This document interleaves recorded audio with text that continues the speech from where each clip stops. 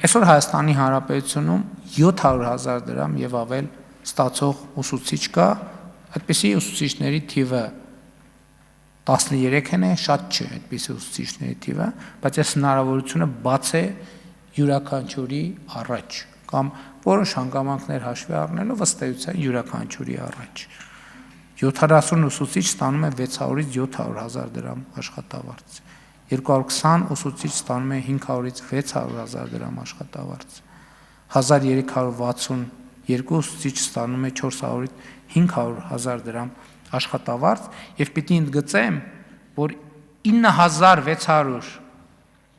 ուսուցիչ, ամեն երրորդ ուսուցիչը այլևս հանրապետությունում ատեստավորված է եւ ուզում եմ ես շնորհակալություն հայտնել, որովհետեւ այստեղ էլ կար շատ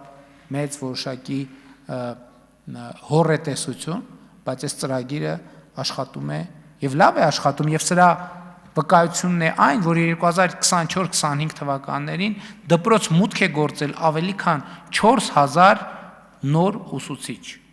որոնց կեսից ավելին աշխատում է գյուղական բնակավայրերում։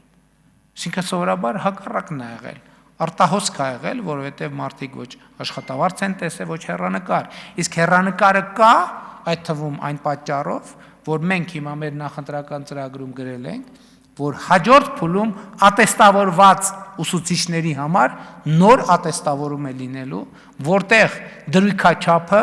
այլևս լինելու է 300,000 դրամ։ Հիմա դրույքաչափը 200,000 դրամ է, լինելու է 300,000 դրամ գումարած ատեստավորման կոնկրետ արդյունքները։